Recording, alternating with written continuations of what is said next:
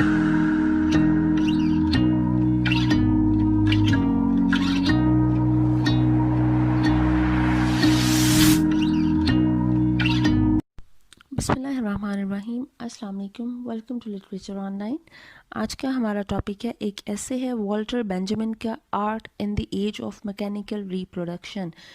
नाम से ही पता चल रहा है कि आर्ट की वैल्यू के बारे में आर्ग्यू किया गया है। इस ऐसे में एक आर्ग्यूमेंट है जो वॉल्टर बेंजामिन ने प्रेजेंट किया है कि मैकेनिकल रिप्रोडक्शन के दौर में आर्ट की वैल्यू पे किस तरह से असरअंदाज हुआ और पब्लिक ने, सोसाइटी ने आर्ट को देखने का जो एक perspective with the passage of time, with the invention of reproduction, change जो हुआ है एक पर्सपेक्टिव आर्ट को देखने का, वो क्या चेंजेस आई।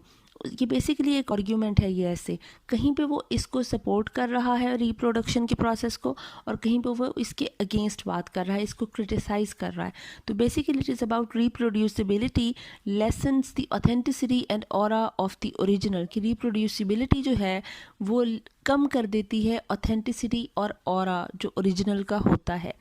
ये ऐसे लिखा गया 1935 में, ठीक है। इस ऐसे के 15 सेक्शंस किए गए। This essay was divided in 15 sections with a preface and an epilogue. इसमें preface भी है and epilogue भी है। और ये ऐसे एक रिस्पॉन्स था फोटोग्राफी और सिनेमा का, ठीक है। फोटोग्राफी और सिनेमा ने किस तरह से इम्पैक्ट लाया सोसाइटी में और आर्ट को देखने में, और आर्ट की जो एक इम्पॉर्टेंस थी, ठीक है। मतलब जिस तरह ये जो रिप्रोडक्शन है या ये जो टेक्नोलॉजी है, इससे पहले जो पेंटिंग्स हुआ करती थी, राइट, वो जो एक म्यूज़िक था या पेंटिंग थी, कुछ भी हुआ करता था, वो एक ही तस्वीर हुआ करती थी। जैसे डाविंची की हो गई, ठीक है, पिकासो की हो गई, इन पेंटिंग्स की वो एक पेंटिंग ही कितनी ज़्यादा कीमती और जैसे प्राइसलेस हो जाया करती थी, ठीक है, जब ये लोग बनाते थे। तो उसके बाद आई फ़ोटोग्राफ्स आई, ठीक है। फ़ोटोग्राफ्स, आप तस्वीर खींचोगे, तस्वीर खींच के वो उसके बाद सारी दुनिया के न्यूज़पेपर्स में पब्लिश हो रही होगी, ठीक है, वो हर कोई देख सकेगा। So basically it was a response to photography and cinema, कि फोटोग्राफी और सिनेमा ने आर्ट में क्या चेंजेस लाई और whether they are a piece of art or not, ठीक है। कि फोटोग्राफ भी एक आर्ट है, एक काइंड ऑफ आर्ट है या नहीं है, और cinema, whether cinema is a kind of art or not, ठीक है। तो फोटोग्राफी जो है वो स्टार्ट हुई थी 1839 में, और सिनेमा स्टार्ट हुआ था 1890s में, और ये ऐसे लिखा गया 1935 में। जैसे कुछ साल हो चुके थे इस अरसे को फोटोग्राफी और सिनेमा स्टार्ट हुए हुए, और वॉल्टर बेंजामिन की जो ऑब्जर्वेशन थी कि इन सारी चीज़ों से क्या चेंजेस आ रही हैं लोगों के पर्सपेक्टिव्स में, उस पर इसने बात की, क्या इम्पैक्ट है इन चीज़ों का लोगों पर। तो वो बात करता है Walter Benjamin, around 1900 technical reproduction had reached a standard that not only permitted it to reproduce all transmitted works of art and thus to cause the most profound change in their impact upon the public, ठीक है। कि 1900 में technical reproduction इस हद तक पहुंच चुकी थी, एक ऐसे लेवल तक पहुंच चुकी थी कि वो ये जो वर्क ऑफ आर्ट है ये एक इम्पैक्ट ला रहा था पब्लिक पे, ठीक है। ना कि सिर्फ ये एक असरात हो रहे थे, it also had captured a place of their own among the artistic process. ये जो सारा आर्टिस्टिक प्रोसेस है, जिसे हम आर्ट कहते हैं, एक लिटरेरी पीस है या फिर एक पेंटिंग है या फिर कोई पीस ऑफ म्यूज़िक है, उसमें जो वो सारा एक, इस जो सिनेमा और फोटोग्राफी ने इसमें अपना एक हिस्सा बना लिया था, एक अलग जगह, एक अलग मकाम बना लिया था इस चीज़ ने। The reproduction of work of art and the art of film have had on art in its traditional form. ये जो रिप्रोडक्शन थी आर्ट की और फिल्म की है, ये आर्ट में इसकी अपनी एक ट्रेडिशनल फॉर्म थी, मतलब इसका एक अलग मकाम है इस सारे आर्ट में, जिसे हम आर्ट कहते हैं। Art basically is a fun, ठीक है, ये फ़न है, एक स्किल है, कुछ आप करते हो, ठीक है। तो ये भी एक किस्म की टेक्नोलॉजिकल आर्ट है, ठीक है। The technique of reproduction loosens the reproduced object from the domain of tradition. ये जो रिप्रोड्यूस कर देते हो आप किसी भी चीज़ को, लाइक आप किसी तस्वीर को, किसी पेंटिंग की पिक्चर बना लेते हो, ठीक है। कहाँ वो पेंटिंग, अब जैसे मोनालिसा की पेंटिंग है, ठीक है, मोनालिसा की पेंटिंग एक ही थी, वो प्राइसलेस थी, ठीक है। उसको म्यूज़ियम में रखा जा रहा है, उसको क्या कुछ किया जा रहा है, उसको प्रोटेक्ट किया जा रहा है, उसको प्रिजर्व किया जा रहा है। ये जो इतनी पुरानी पुरानी जो पेंटिंग्स हैं, इन पेंटिंग्स को प्रिजर्व किया गया ताकि आने वाली जनरेशन्स उनको देख सकें। लेकिन तस्वीर ने क्या किया, कैमरा ने क्या किया कि उसको जो प्रिजर्वेशन थी उसकी, वो जो एक तस्वीर वो तो हो गई। अब अगर वो पेंटिंग बचती है या नहीं बचती आज से 200-300 साल बाद, लेकिन उसकी तस्वीर कहीं ना कहीं मौजूद होगी, ठीक है, वो तस्वीर हम लोगों तक मौजूद होगी। तो ये जो एक ट्रेडिशनल जो था, डोमेन ऑफ ट्रेडिशन है, उससे थोड़ा सा इसने लूजन कर दिया उस ऑब्जेक्ट को, उस वो जो एक चीज़ थी जिसकी अहमियत बहुत ज़्यादा थी, अब वो चीज़ इतनी अनअप्रोचेबल नहीं रही, ठीक है, क्योंकि हम लोगों को फिर भी कहीं ना कहीं पता होगा। अब हमने जितना लिटरेचर पढ़ा है, आप देखें कि ये लिटरेचर में हमें काफ़ी सारी जो है वो पेंटिंग्स जो है वो देखी हमने। इम्प्रेशनिज्म, एक्सप्रेशनिज्म जब हमने पढ़े, इमेजेस, ये वाले जब हम मूवमेंट्स पढ़ते हैं तो हमें डिफरेंट चीज़ों के बारे में पढ़ना पड़ा, देखना पड़ा, ठीक है। चाहे हम ओरिजिनल में उन्हें देख नहीं सके, लेकिन हमारी बुक्स में छोटी छोटी छोटी छोटी तस्वीरें उन चीज़ों की थी, ठीक है। And in permitting the reproduction to meet the receiver in his own particular situation, it actualizes the object reproduced। कहता कहीं तो जब रिप्रोडक्शन है वो ओरिजिनल को थोड़ा लूजन कर देती है एक मेन ट्रेडिशन से। मेन ट्रेडिशन क्या थी? अनअप्रोचेबिलिटी। उसकी जो वैल्यू थी वो बहुत ज़्यादा होना वाज द ट्रेडिशन, कि एक चीज़ जो है वो वैल्यूएबल है। लेकिन अगर वहाँ पे उसने उसकी वैल्यू को थोड़ा सा कम किया है, तो यहाँ पे उसने एक और चीज़ की है कि वो जो रीडर है या जो रिसीवर है, उसमें वो जिस हालत में या जिस लेवल का या जिस अफोर्डेबिलिटी में वो चीज़ चाहता है, वो उसको मिल रही है। जब वो उसको मिल रही है तो वो जो एक मेन ऑब्जेक्ट जो है वो अपनी सिग्निफिकेंस उसकी वो दोबारा से ले रहा है। इट एक्चुअलाइजेज द ऑब्जेक्ट रिप्रोड्यूस, ठीक है, कि उसकी सिग्निफिकेंस वो दोबारा से आ रही है, ठीक है। ये सिग्निफिकेंस किस तरह से आ रही है, इसका आप देखें कि रीसिग्निफिकेंस इसमें एक एलिमेंट है कि in resituating the art work new context are generated and new things come into view, ठीक है। जब इसको रीसिचुएट करते हो, रिकंस्ट्रक्ट करते हो किसी भी चीज़ को, तो न्यू कॉन्टेक्स्ट आर जनरेटेड, वो एक नए माहौल में एक नई हिस्ट्री बनाती है एक चीज़ अपनी, ठीक है, उसका एक नया बैकग्राउंड बनता है। New things come into view, उसको देखने का जो नज़रिया है वो नए हो जाते हैं। An optical unconscious is disclosed and new connections are made. Optical unconscious मतलब आप जो देखते हो उस चीज़ को, दैट अनकॉन्शियस इज डिस्क्लोज्ड, कि जो चीज़ पहले आपको नज़र नहीं आ सकती थी या आप पा नहीं सकते थे या देख नहीं सकते थे, आपकी अप्रोच में नहीं थी, अब वो चीज़ आपकी अप्रोच में आ रही है। New connections are made, so each new transmission of art work makes it actual and significant again. तो जब भी वो चीज़ नई तरह से बनती है तो वो चीज़ की एक जो सिग्निफिकेंस है वो दोबारा हासिल करती है, वो दोबारा से एक्चुअलाइज हो जाती है, ठीक है। जैसे हम लोग अब अगर इसको एंशियंट टाइम से लेना चलें, आर्ट का जो क्या सीन था कि एंशियंट्स में जो ग्रीक्स थे वो फाउंडलिंग्स बनाते थे, स्टैंपिंग्स बनाते थे। जो स्टैंपिंग मतलब जो आयरन की बनती थी, आयरन को मोल्ड करके उस पर एक वो स्टैंप सा वो अपना बना देते थे, जैसे घोड़ा बना होता था या कोई क्राउन बना होता था या कोई और शेप बनी होती थी, हैमर बना होता था। तो वो स्टैंपिंग और फाउंडलिंग्स थी जो आयरन पे बनती थी, जो प्रोड्यूस कॉइन्स। ये हर कबीले का अपना कॉइन हुआ करता था, हर इलाके का अपना कॉइन हुआ करता था, वो उनकी पहचान होता था, ठीक है। ये एंशियंट्स यूज़ करते थे ग्रीक्स। उसके बाद ये कॉइन से आगे कहाँ चले? वुड कट आर्ट में चले, कार्विंग्स स्टार्ट की, इनग्रेविंग स्टार्ट की। इन्होंने लकड़ी पे काम करना, कशीदाकारी, जो लकड़ी पे कार्विंग और इनग्रेविंग्स होती हैं, जिस तरह हमारे ये पाकिस्तान में चिनियोटी जो फर्नीचर है वो बड़ा मशहूर है, क्योंकि उसमें वो कार्विंग्स जो हुई होती हैं वो बड़ी खूबसूरत हुई होती हैं। तो बिल्कुल ये वैसे ही ये वुड कट का काम स्टार्ट हुआ।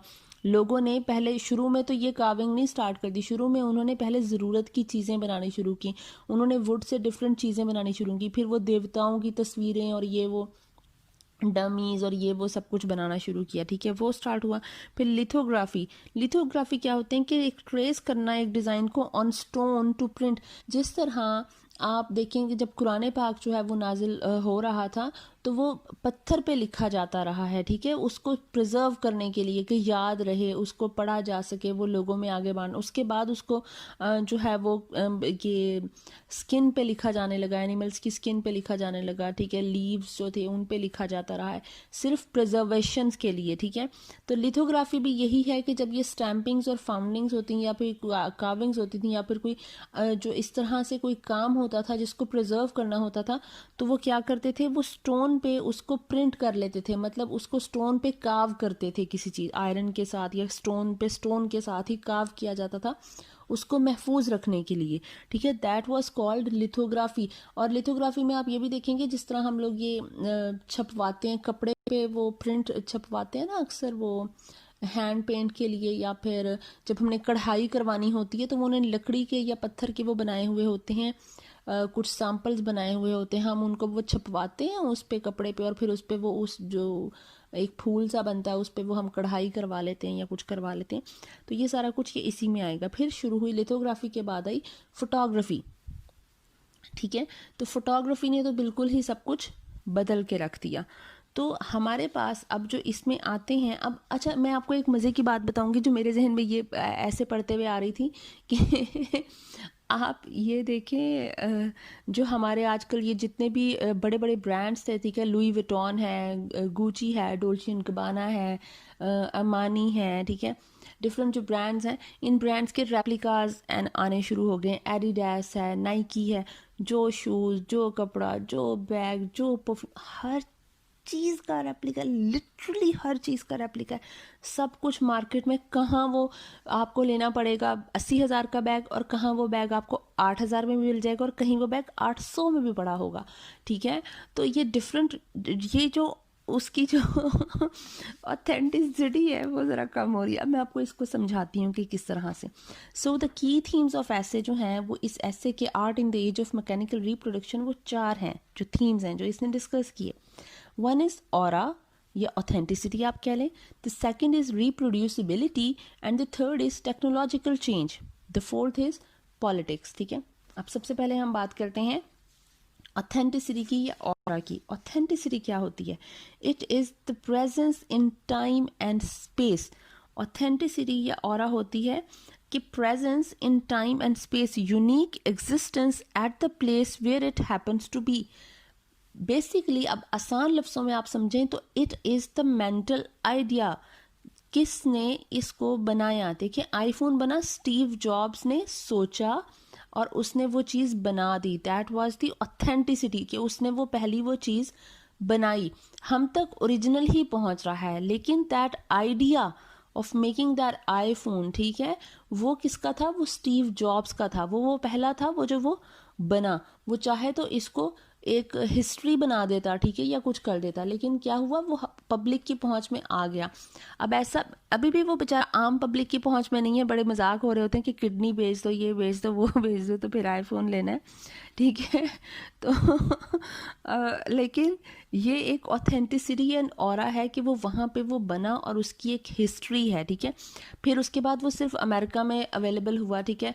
फिर वो उसके बाद सारी दुनिया में उसकी जो मार्केटिंग है वो स्टार्ट हुई, उसकी सेल स्टार्ट हो गई, ठीक है। अब वो पूरी दुनिया में एक्सेसिबल है, लोग ले सकते हैं, लेकिन वही बात है, किडनी बेच के ले सकते हैं, ठीक है।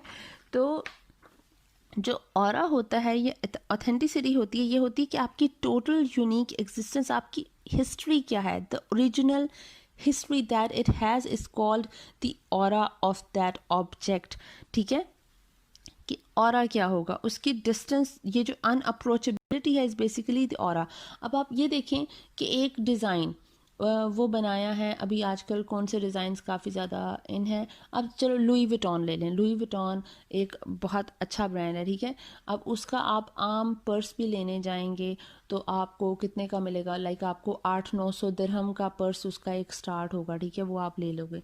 तो अब वही पर्स जो है वो ये जैसे अगर मैं सिटी सेंटर में जाती हूँ तो वो पर्स लुई विटॉन का कुछ और है। अगर मैं किसी पाकिस्तान में, मेरा ख्याल है उसका रेप्लिका भी मिल जाएगा लुई विटॉन के पर्स का, पड़ा होता है दुकानों पे 3-4 हज़ार का पड़ा होता है सिर्फ पाकिस्तानी रुपीज़ में, ठीक है। ये है रेप्लिका। और मेरी तो मेड के पास भी लुई विटॉन का पर्स है, अब उसने 800-900 कर लिया होगा, ठीक है। तो ये जो ऑथेंटिसिटी है ये कम होगी, किस वजह से? रिप्रोडक्शन की वजह से। रिप्रोडक्शन, वो जो एक ओरिजिनल का रिप्रोड्यूस हो रहा है वो है कि जो बाकी दुनिया में पहुंच रहा है वो प्रोडक्शन, रिप्रोडक्शन हो रही है सिर्फ उसी चीज़ की। लेकिन हमारे यहाँ तो चाइना ने और बाकियों ने रिप्रोडक्शन का भी बेड़ा गर्क कर दिया है। मतलब रिप्रोडक्शन में भी रेप्लिका डाल के उसको मज़ीद जो है वो ख़राब कर दिया है चीज़ को। एक तो थी कि वो चीज़ एक लग्जरियस आइटम बन गई थी, ठीक है। जिस तरह पर्किन बैग्स हैं, ठीक है, उसमें वो कुछ डायमंड्स वाले में कुछ वाले या कस्टमाइज कोई चीज़ें तैयार होती हैं, तो वो हिस्ट्री है उनकी, वो उस एक जगह पे रहेंगी, वो उनकी हिस्ट्री है, उनकी यूनिक एग्जिस्टेंस है, उनकी उनमें अप्रोचेबिलिटी नहीं है, ठीक है, वो चीज़ें मिल नहीं रही हैं। लेकिन जब वो रिप्रोड्यूस हुई तो वो पहुंचना शुरू होगी, अब उसकी मार्केटिंग स्टार्ट होगी, उसको इधर उधर बेचा जाने लगेगा। तो इसमें हमारे पास दो चीज़ें आती हैं ये ऑथेंटिसिटी और डोरा में। One is the cult value and the other is the exhibition value. इसको हम किस तरह से डिज़ाइन एक्सप्लेन करेंगे? The cult value is the religious and belief value, ठीक है, जो सेक्रेड होती है। Only special people can have that. Like unapproachability is the major quality of the cult value of an object, ठीक है। जो cult value होती है किसी चीज़ की, उसका मतलब होता है कि वो ओरिजिनल है, ठीक है, यूनिक है। इसमें आपका रिलीजियस बिलीफ शामिल हो जाता है, ठीक है, कि वो एक सेक्रेड चीज़ है। जिस तरह से आप बात ये शुरू हुई कि जब आपके वो जो होते थे, जिस तरह गॉड्स एंड गॉडेसेस की जो पिक्स होती थी, ठीक है, वो जिस तरह से किसी एक स्पेशल सेक्रेट प्लेस पे बनाई जाती थी सिर्फ, ठीक है, वो उनकी एक कल्ट वैल्यू थी। वो लोगों को उनको देखने के लिए वहीं पे जाना पड़ेगा, ठीक है। जिस तरह कोई टॉम्ब्स बनाए गए हैं, कोई डोम है, कुछ इस तरह की चीज़ें, उसको देखने के लिए वहाँ पे जाना पड़ेगा, ठीक है। उसके बाद ये जो गॉड्स एंड गॉडेसेस के ये जो बनने शुरू हुए, उसके बाद क्या शुरू हुए, उसके बाद आपके ये जो डिफरेंट हीरोज़ की पिक्स वगैरह और स्कल्पचर्स बनने स्टार्ट हो गए, ठीक है। फिर उसके बाद क्या शुरू हुआ, उसके बाद आपकी ज़रूरत की चीज़ें और डिफरेंट पेंटिंग्स वगैरह बननी स्टार्ट हो गई, ठीक है। तो ये जो पेंटिंग्स थी, मैंने आपको पहले भी बताया कि ये पेंटिंग्स जो थी ये इनकी एक वैल्यू हुआ करती थी, ये कि वो सिर्फ कुछ ही लोगों उन्हें उसे देख सकते होते थे, ठीक है। कुछ लोगों की पहुंच में होती थी। एक आम बंदा सिर्फ उसको सुनी सुनाई बात कहीं से मिल जाती होगी कि इस बंदे ऐसी पेंटिंग करता है, लेकिन उसको देखने को उस तरह से वो नहीं मिल सकती थी। तो जो कल्ट वैल्यू होती है किसी चीज़ की, वो होती है वो जो ओरिजिनल चीज़ की एक वैल्यू होती है, जो अनअप्रोचेबल अनएक्सेसिबल होती है, and only special people can have that. And religious and belief value, ये सेक्रेड एक जो एलिमेंट होता है वो उसमें शामिल होता है कि लोगों की नज़र में वो बहुत ज़्यादा इम्पॉर्टेंट और सेक्रेड होता है, ठीक है। अब उसी चीज़ की आप एग्जीबिशन वैल्यू आप लगा लें किसी भी चीज़ की। अब मॉडर्न एज जो आ गई, इसमें रिप्रोडक्शन स्टार्ट होगी, इसमें चीज़ें एग्जिबिट होने लग गई, ठीक है। मतलब चीज़ों को बेचा जाने लगा, बेचने के हिसाब से चीज़ों को सोचा जाने लगा। अब कोई भी चीज़ बनती है तो आइडिया किसी के जहन में सिर्फ उसको पहले बेचने का होता है कि मैं इसको बेचूंगा कैसे। जब आप कोई भी चीज़ बना रहे होते हो तो बनाते साथ ही the first thing you are thinking is how to sell it, how to market it, ठीक है। आप ये सोच रहे होते हो कि उसको किस तरह से मार्केट करना है, आपने किस मार्केट को टारगेट करना है। तो that is called the exhibition value, जो मटीरियलिस्टिक होती है कि कमाना किस तरह से है इस चीज़ से, ठीक है। और अक्सर तो कमाने के हिसाब से चीज़ें बनाई जाती हैं। पहले तो चीज़ें बनाई जाती थी ना, अपने शौक के लिए किया जाता था काम सारा, ठीक है। वो अपने आप को रिलैक्स करने के लिए, अपने जो अंदर एक चीज़ होती थी उसको इवॉल्व करने के लिए बनाते थे। अब अक्सर काम जो होता है वो होता है पैसे कमाने के लिए। तो दैट इज़ मटीरियलिस्टिक। एंड जिस तरह म्यूजियम में शो ऑफ करने के लिए चीज़ें रखती जाती हैं, जहाँ पे every one can have it and every one can see it, so it is called the exhibition value, ठीक है। ये होती है आपकी, जिस तरह डिफरेंट चीज़ों के आप एडवर्टीजमेंट्स चला देते हैं, ठीक है। So this is the exhibition value. जो आप कोई भी चीज़ लॉन्च करते हैं तो आप उसकी एडवर्टीजमेंट चलाते हैं, आप उसको मार्केट करते हैं, ठीक है। हर बंदा अगर ले नहीं सकता, ख़रीद नहीं सकता, तो एटलीस्ट देख सकता है। पहले तो देखना भी पॉसिबल नहीं था, ठीक है। एंड एडवांटेजेस अब इसकी मैकेनिकल रिप्रोडक्शन के क्या होंगे? That spread to places, the things can spread to places where it could not have reached in original form. And मतलब जहाँ ओरिजिनल फॉर्म में पहुँच ही नहीं सकती थी, अब वहाँ पे भी जा सकती हैं, लोग देख सकते हैं। It meet wants and demands of people, और आप जो है वो लोगों की डिमांड और उनकी जो वांट होती है उस पर पूरा उतर सकते हो, ठीक है, उसके हिसाब से चल सकते हो। Mechanical reproduction has an advantage that it separates art from religion. Mechanical reproduction से ये हुआ कि इसने आर्ट को रिलीजन से अलग कर दिया।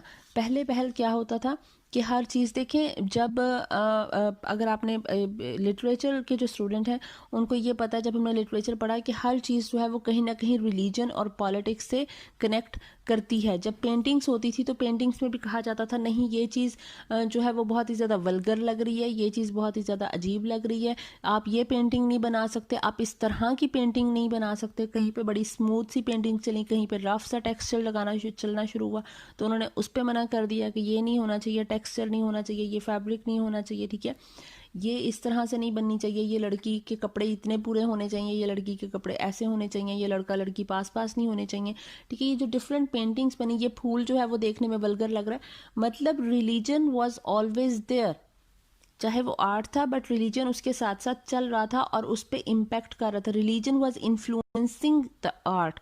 अब ये जो रिप्रोडक्शन का सिस्टम स्टार्ट हुआ, इसमें रिलीजन को, आर्ट को थोड़ा सा रिलीफ मिला रिलीजन से, क्योंकि रिलीजन अब बहुत ज़्यादा इन्फ्लुएंस नहीं कर सका आर्ट को रिप्रोडक्शन की वजह से, क्योंकि टेक्नोलॉजिकल रिप्रोडक्शन आ गई, ठीक है, चीज़ें हर आम बंदे की पहुंच में आ गई, तो रिलीजन का इन्फ्लुएंस ऑटोमेटिकली कम होता गया। और ये जो चीज़ है ये believed in art for art sake, क्योंकि रिलीजन का इन्फ्लुएंस ख़त्म हुआ तो इसलिए ये जो मैकेनिकल रिप्रोडक्शन ने इस चीज़ पे ज़रा ज़्यादा फोकस कर दिया कि आर्ट जो है वो फॉर आर्ट सेक है, आर्ट को आर्ट समझ कर कहा जाए, आर्ट में पॉलिटिक्स और रिलीजन को इन्वॉल्व मत किया जाए, आर्ट को किसी मकसद के लिए यूज़ ना किया जाए बल्कि आर्ट को आर्ट के लिए ही यूज़ किया जाए। If religion and politics use art for their purpose, we artist can use art for revolutionary purpose. लेकिन वो फिर कहता है कि रिलीजन और पॉलिटिक्स जो हैं अगर वो आर्ट को अपने पर्पस के लिए यूज़ कर सकते हैं, अपने मकसद के लिए, लोगों में जो है वो अपने आप को सही साबित करने के लिए या लोगों में अपना एक इन्फ्लुएंस बैठाने के लिए यूज़ कर सकते हैं, तो हम आर्टिस्ट आर्ट को आर्ट के लिए यूज़ क्यों नहीं सकते, फॉर रेवोल्यूशनरी पर्पज़ हम यूज़ क्यों नहीं करते, revolution for the sake of art not for any other purpose, ठीक है, पॉलिटिक्स और रिलीजन के लिए ना हो, रेवोल्यूशन फॉर आर्ट, कि रेवोल्यूशन भी वो आर्ट के लिए ही हो कि आर्ट को फ्रीडम मिले, फ्रीडम ऑफ आर्ट। अब इसके बाद इसमें आती है रियल वर्सेस रियल वैल्यू, ठीक है, जो रियल वैल्यू होती है वो होती है जैसे थिएटर होता है, लाइव एक चीज़ चल रही होती है, उसमें ओरिजिनल चीज़ें होती हैं विद मिस्टेक्स, उसमें गलतियां भी हो सकती हैं, वो एक रियल चीज़ आपके सामने चल रही होती है, जैसे इसमें आप रिलेट कर सकते हो, ठीक है। ये आर्ट को और सिनेमा को अब अलग कर रहा है, जो ऑथेंटिसिटी और वो थी उसको ये डिस्कस करते हुए कह रहे हैं एक रियल वैल्यू होती है, एक रियल वैल्यू होती है। जो रियल वैल्यू है वो है जो थिएटर में थी, ठीक है, थिएटर में आप लाइव देखते थे, करेक्टर्स आपके सामने परफॉर्म करते थे, उसमें कुछ गलतियां भी हो सकती थी, वो उससे आप रिलेट कर सकते थे, अटैचमेंट आपकी हो जाती थी करेक्टर्स के साथ, ठीक है, व्यूवर, आप सिर्फ व्यूवर रहते थे उसमें, ठीक है, आप क्रिटिक नहीं बनते थे क्योंकि आप इतना इन्वॉल्व होते थे थिएटर में कि आप सिर्फ एक व्यूवर रहते थे। एक्टर्स परफॉर्मेंस डायरेक्टली रिसीव करते थे, आप एक्टर की परफॉर्मेंस को डायरेक्टली रिसीव करते थे क्योंकि वो आपके सामने हो रही है और वो ऑटोमेटिकली आप तक अंदर अब्जॉर्ब हो रही है, और एक ऑरा जो है वो बिल्टअप होता था, इस सारी चीज़ में एक ऑरा बिल्टअप होता था। लेकिन रियल वैल्यू क्या होगी, जैसे सिनेमा बन गया, अब जब आप सिनेमा में जाते हो तो आप क्या कर रहे होते हो, वो एक ऑलरेडी चीज़ बनी हुई होती है, उसमें एडिट्स हुए हुए होते हैं। अब जब आप वो देख रहे हो तो आपको पता है कि वो चीज़ एक प्रोसेस से गुजरी है, वो एक फिल्टर होके एडिट होके आप तक पहुंची है, करेक्टर आपके सामने परफॉर्म नहीं कर रहा, वो एक स्क्रीन पे चल रहा है सब कुछ, तो वो एक तो फासला होता है सिनेमा में, हर चीज़ एडिट हुई हुई होती है, और जो व्यूवर्स होते हैं हमें पता होता है कि ये सारी चीज़ एडिट होकर हम तक पहुंची, तो हमारी वो अटैचमेंट भी करेक्टर्स के साथ डेवलप नहीं होती क्योंकि हम करेक्टर को डायरेक्टली देख नहीं रहे होते, ठीक है। तो व्यूवर्स जो हैं, जो हम लोग हैं, हम क्या बन जाते हैं, हम बन जाते हैं क्रिटिक बन जाते हैं, हम एक व्यूवर्स रहते ही नहीं है, हम देखने के साथ ही फील कर रहे होते नहीं यहाँ पे ये अच्छा कर सकता था, क्योंकि लाइव में तो हम नहीं कर सकते, वो तो लाइव चल रहा है सब कुछ, हम कहते हैं कि हाँ ठीक है, वो हम उसमें अब्जॉर्ब होते हैं, इन्वॉल्व होते हैं, लेकिन सिनेमा में हम लोग क्रिटिक्स ज़्यादा होते हैं और व्यूवर कम होते हैं। ये कहानी अच्छी नहीं लिखी, ये कहानी अच्छी हो सकती थी, ये एक्टिंग यहाँ पे अच्छी हो सकती थी, यहाँ पे जो है वो ये पीछे जो सीनरी लगी हुई है या पीछे जो भी सीन चल रहा है ये सीन अच्छा हो सकता था, ठीक है। हम जजमेंटल बन जाते हैं बेसिकली, ठीक है। एक्टर्स बिकम कमोडिटी, और एक्टर्स हमारे लिए एक वो चीज़ हमारे सामने, एक्टर हमारे लिए करेक्टर नहीं रहता, एक्टर हमारे लिए एक कमोडिटी बन जाता है, एक चीज़ की तरह हम उसे देखते हैं। And aura does not develop, ठीक है, क्योंकि ऑरा डेवलप नहीं होता क्योंकि वो हमें ऑडियंस को ट्रिक करने की कोशिश की जाती है सिनेमा में थ्रू इफ़ेक्ट्स, बहुत सारे इफ़ेक्ट्स डाल के एडिट करके हमें ट्रिक करने की कोशिश की जाती है। मतलब एक गलत जो चीज़ है, एक झूठ दिखाया जाता है जो कि थिएटर में नहीं होता। थिएटर में सब सच होता है, रियल होता है। इसमें इफ़ेक्ट्स डाले जाते हैं, हमें ट्रिक करने की कोशिश की जाती है और हमें पता होता है कि हमें ट्रिक करने की कोशिश की जा रही है, ऐसा पॉसिबल नहीं है। तो इस वजह से वो क्या होता है, वो ऑरा ही डेवलप नहीं होता, वो ऑथेंटिसिटी जो है वो बनती नहीं है उसमें, ठीक है। अब इसका जो दूसरा एक थीम आता है वो आता है रिप्रोड्यूसिबिलिटी। तो रिप्रोड्यूसिबिलिटी है, the work of art reproduced becomes the work of art designed for reproducibility. वो ये वॉल्टर बेंजामिन कहता है कि जो वर्क ऑफ आर्ट रिप्रोड्यूस हो गया वो ऐसे ही है कि वो बना ही इसलिए था कि उसे रिप्रोड्यूस किया जाए, उसे बनाया जाए।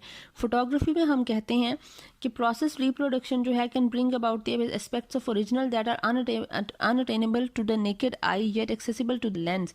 वो कह रहा है फोटोग्राफी में हम देखें हम कितना जूम कर सकते हैं चीज़ों को, हम कितना करीब से देख सकते हैं, जो हमारी एक आंख जो है वो नहीं देख सकती, जो बारीकियाँ वो कैमरे का लेंस देख लेते हैं। फोटोग्राफी ने इतना ज़्यादा जो है वो हमें हकीकत से, या कह रहे हैं कि माइन्यूट डिटेल से करीब कर दिया है, हमारे लिए एक्सेसिबल कर दी हैं।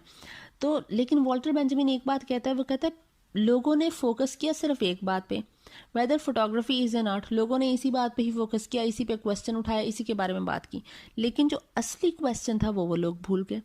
जो रियल क्वेश्चन था वो क्या था, whether the very invention of photography had not transformed the entire nature of art, कि क्या फोटोग्राफी ने जो इंटायर नेचर ऑफ आर्ट थी उसको बदला या नहीं बदला। क्वेश्चन तो ये था कि फोटोग्राफी क्या चेंजेस लेकर आई है, ठीक है, in the nature of art में।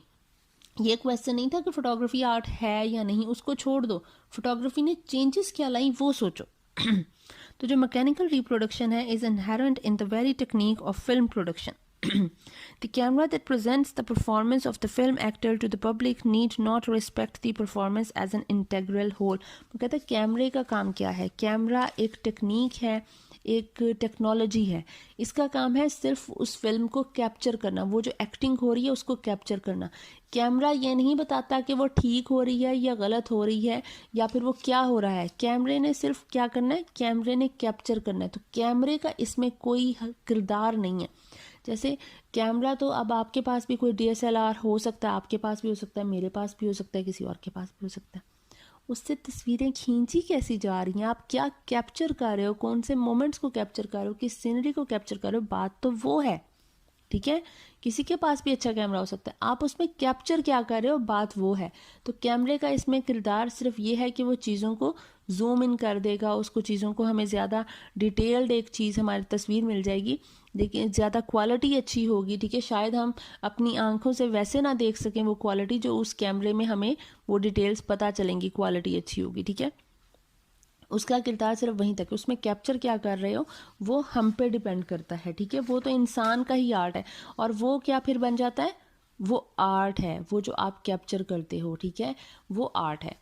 It is inherent in the technique of the film as well as that of sports that everybody who witnesses and its accomplishments is somewhat of an expert। वो कह रहा है cinema था या sports है, बात एक ही है। जो स्पोर्ट्स है उसमें आप स्पोर्ट्स देख रहे होते तो आप क्या कर रहे होते हो, कोई गेम चल रही होती है, आप क्रिटिक होते हो, ओह ये गोल होना चाहिए था, ये इसने गोल नहीं किया, ये इसने सही किक नहीं लगाई, ये यहाँ पे हो गई, ये वैसे हो गई, या फिर चौका छिक्का ना लग रहा हो क्रिकेट में, ठीक है। हम क्या होते हैं, हम क्रिटिक होते हैं, हम जजमेंटल हो रहे होते हैं, ठीक है। हम एक्सपर्ट बने हुए होते हैं अपने आप में, खेला हमने है नहीं, हम बैठे देख रहे हैं दूर, लेकिन हम क्या बने हुए, हम एक्सपर्ट्स बने हुए। जस्ट लाइक दैट जब हम सिनेमा में होते हैं, हम फिल्म देख रहे होते हैं, हम वहाँ भी एक्सपर्ट्स बने हुए होते हैं, क्रिटिक्स और जजमेंटल ज़्यादा होते हैं। The distinction between author and public is about to lose its basic character at any moment the reader is ready to turn into a writer। वो कह रहा है ये जो ऑथर और पब्लिक है ना, ऑथर वो है जिसने वो चीज़ लिखी है, ठीक है, जिस पे करेक्टर्स परफॉर्म कर रहे हैं, और जो पब्लिक है वो व्यूअर है, वो देख रही है। तो ठीक है, कहता है ये जो कनेक्शन है ये किसी भी टाइम जो है ना वो उल्टा हो सकता है, क्योंकि क्या है कि जो रीडर है या फिर जो व्यूअर है वो किसी भी टाइम राइटर बनने में कूद सकता है। वो हम अपने आप में ही राइटर बने होते हैं ना, ड्रामा देखते हुए हम कह रहे होते हैं ये स्टोरी अच्छी नहीं लिखी है, ऐसे नहीं, ऐसे होना चाहिए था, ऐसे नहीं। तो हम अपने आप में ही राइटर होते हैं, क्रिटिक होते हैं, ठीक है, हम बहुत कुछ होते हैं जो हम फारिग लोग होते हैं, ठीक है। उसके बाद आता है टेक्नोलॉजिकल चेंजेस क्या हैं इसमें, उनका क्या असर है। तो टेक्नोलॉजिकल चेंज आप देखें कि सबसे पहले शुरू हुई पेंटिंग, ठीक है। मैंने आपको पहले बताया कि ग्रीक्स ने क्या शुरू किया, फाउंडलिंग एंड स्टैंपिंग स्टार्ट की थी, ठीक है। फिर उसके बाद उन्होंने क्या स्टार्ट किया, उन्होंने वुड कट आर्ट स्टार्ट किया, लिथोग्राफी स्टार्ट की, और उसके बाद फोटोग्राफी आई। तो इसी तरह आर्ट में पहले क्या हुआ, ये जो वुड कट है या फिर फाउंडिंग एंड स्टैंपिंग है, तो साथ ही पेंटिंग हुई। पेंटिंग क्या है, एक स्टिल पिक्चर है, वो भी क्या है, वो भी रिलीजियस इम्पैक्ट उस पर है, रिलीजियस इन्फ्लुएंस है, आपको डिफरेंट रिस्ट्रिक्शंस हैं आपके माइंड में, आप उसको जूम नहीं कर सकते, एक ख़ास हद तक वो पिक्चर है, ठीक है। वो जो पेंटिंग है, पेंटिंग जब आई, पेंटिंग से बात आ गई फ़ोटो पे। फ़ोटो में क्या हुआ, मल्टीपल फ्रेगमेंट्स आ गए, क्लोजअप आप कर सकते थे, इनलार्जमेंट कर सकते थे, जूम इन जिस तरह करते हो आप, ठीक है। Minute details were shown in the picture, ठीक है। कैमरा आपको ज़्यादा करीब से दिखा सकता था, चीज़ों को ज़्यादा फोकस कर सकता था। Reveals new structural formation of the subject, आप जिस चीज़ की तस्वीर बना रहे हो उसका एक न्यू स्ट्रक्चर आपके जहन में आ सकता था, ठीक है। डिफरेंट चीज़ें आपको वो अंदर उतारी जा सकती थी। पेंटिंग की तस्वीर बना सकते हो, ठीक है। और पेंटिंग को जब आप करोगे वो डिफरेंट जगह पे पहुंचती है, जब वो एक्सेसिबल होती है तो साथ ही डिफरेंट क्रिटिक्स, डिफरेंट चीज़ें आपको पता चलती हैं कि कहीं पे कोई कमी या कोई चीज़ इस तरह की रह गई या किसी में कोई बहुत अच्छी बात है, ठीक है। तो फोटोग्राफी ने उस चीज़ को एक अगले लेवल पे ले गया। वहाँ से आगे शुरू हुई फिल्म। फोटोग्राफी तो फिर एक स्टिल पिक्चर ही थी ना, थी तो एक स्टिल पिक्चर, ठीक है। वहाँ से शुरू हुई फिल्म जो थी मूविंग पिक्चर्स, ठीक है, लोग जो है वो मूव कर रहे थे, ठीक है। तो मैन्स रिलेटेबिलिटी विद सिचुएशन, इसमें जो है वो रिलेटेबिलिटी आ गई, इसमें एक शॉक इफेक्ट आ गया, ठीक है। मूवमेंट और चेंजेस होती थी, स्टोरी एक्सप्लेन। पिक्चर में शायद जो एक व्यूवर होता था, हम जैसा कोई देखने वाला, जो एक कैप्चरर है जिसने वो बनाई है पिक्चर, उसने क्या सोचकर बनाई, हम शायद उसके माइंड तक ना पहुंच सकें, हम उस चीज़ को इस तरह से परसीव ना कर सकें। लेकिन फिल्म में क्या होता है, फिल्म में जब कोई कैरेक्टर या कोई पिक्चर दिखाई जा रही होती है तो वो जो हम जो ऑडियंस होती है, हम ऑडियंस उसको फील कर सकते हैं, क्योंकि जो राइटर होता है वो हमें वो बात समझाता है, ठीक है। तो हमारी जो क्या थी, वो स्टोरी एक्सप्लेन की गई, कॉन्टेक्स्ट जो थे, जो इंसिडेंट्स होते थे वो एक्सप्लेन किए गए। Audience can explain and comprehend the incidents and the situations and the pictures shown and the characters action in the film, ठीक है। हम वो सारा कुछ समझ सकते थे। शॉक इफेक्ट क्या होता है, जो फिल्म में तो आया, शॉक इफेक्ट प्लस डिस्ट्रैक्शन आप कह सकते हैं। वो होती है कि जैसे फिल्म में आपकी जो है अटेंशन है वो स्कैटर हो सकती है, ठीक है। Shuffle your thoughts with moving images, जो फिल्म है it can shuffle your thoughts with moving images. क्यों, क्योंकि डिफरेंट इंसिडेंट्स हो रहे हैं, डिफरेंट जो है वो उसमें थोड़ी थोड़ी देर के बाद इवेंट्स हो रहे हैं मूवी में, ठीक है। अक्सर जिस तरह स्ट्रीम ऑफ कॉन्शियसनेस में एक जगह से दूसरी जगह पे चली जाती है बात, past present future mix up हो जाते हैं, बिल्कुल मूवी में भी जब स्ट्रीम ऑफ कॉन्शियसनेस यूज़ होगी तो कभी आप प्रेजेंट में होगे, कभी पास्ट में, कभी फ्यूचर में, तो those incidents shuffle your thoughts, ठीक है। आपकी जो एक थॉट प्रोसेस है वो थोड़ा स्कैटर्ड रहता है, आप उतने अब्जॉर्ब नहीं होते हो मूवी में। लेकिन जो पिक्चर है, picture is a still picture, उसमें क्या है, हम लोग देखकर उसमें खो सकते हैं, we can contemplate and we can absorb into that picture. Painting है या पिक्चर है, हम उसमें अब्जॉर्ब हो सकते हैं, हमारी सोच जो है वो स्कैटर्ड नहीं होती है। तो ये जो स्कैटर्ड थॉट्स होती हैं, ये शफल्ड थॉट्स होती हैं, ये आपका शॉक इफेक्ट प्लस डिस्ट्रैक्शन है, जो कि फिल्म में तो होता है लेकिन पेंटिंग में या पिक्चर में नहीं होता, ठीक है। तो अब इसमें पॉलिटिक्स का क्या किरदार रहा, तो पॉलिटिक्स का the social value of a work of art changes as a society changes their value system, artistic styles and the manner in which human sense perception is organised. वो कह रहा है कि जो सोशल वैल्यू है, politics का किस तरह से असर होता है, आर्ट एंड पॉलिटिक्स की जो सोशल वैल्यू है वो चेंज हो जाती है एक पीस ऑफ आर्ट की अगर सोसाइटी बदले। सोसाइटी क्या बदले? अपना वैल्यू सिस्टम बदल दे, अपनी ट्रेडिशन बदल दे, अपना आर्टिस्टिक स्टाइल बदल दे। ठीक है, कभी कोई फैशन, कभी कोई फैशन, कभी कोई चीज़ इन, कभी कोई चीज़ आउट। ठीक है, आपकी पसंद, डिसलाइक्स आपकी जो है वो बदलती रहती हैं विद इन डेकेड्स। ठीक है, and the manner in which human sense perception is organised, कि हम लोग चीज़ों को किस तरह से देखते हैं, परसीव करते हैं, वो हमारा बदल जाए, नज़रिया बदल जाए हमारा।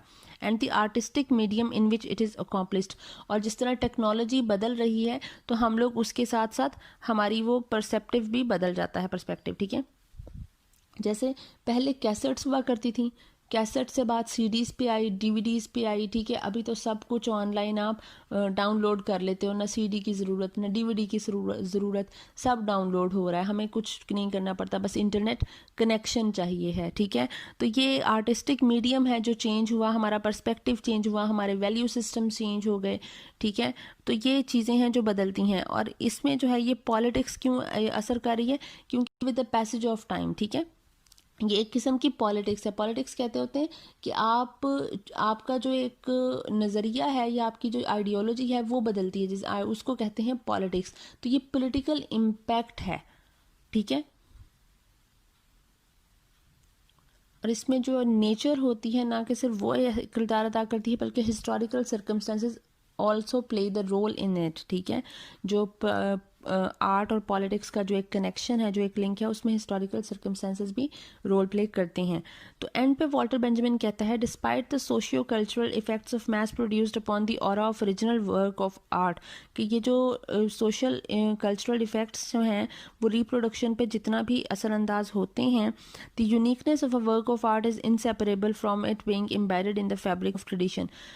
चाहे वो ये जो फैब्रिक ऑफ ट्रेडिशन है उसमें चाहे आपके पॉलिटिक्स किरदार अदा करें या कल्चरल या सोसाइटल वैल्यूज़ किरदार अदा करें, उस पर इम्पैक्ट करेंगे, लेकिन जो यूनिकनेस होती है उस वर्क ऑफ आर्ट की, मतलब जो ओरिजिनल आइडिया होता है, उसकी जो वैल्यू होती है वो इनसेपरेबल रहती है उस ऑब्जेक्ट से, चाहे वो जितना मर्जी अप्रोचेबल बन जाए और एक्सेसिबल बन जाए, which separates the original work of art from its reproduction. और यही वो चीज़ है, यही वो यूनिकनेस है वो जो रिप्रोडक्शन से अलग करती है। मतलब आप ये देखें कि रेप्लिका चाहे जितने मर्जी बन जाए चीज़ों के, चाहे जितनी मर्जी चीज़ रिप्रोड्यूस्ड हो रही है, लेकिन उसकी वैल्यू वहीं की वहीं है। Either it is an iPhone और अ लुई विटॉन बैग, तो उनकी वैल्यू है, उनका एक नाम है, आपको उनकी पता है कि ये चीज़ें जो है वो किस तरह से, इनकी क्या वैल्यू है। ठीक है, इनको किस तरह से देखा जाता है मार्केट में, कि आपने जो है वो क्या पकड़ा हुआ है, लोगों को पता होता है। ठीक है, कि ये कहाँ स्टैंड करती हैं चीज़ें।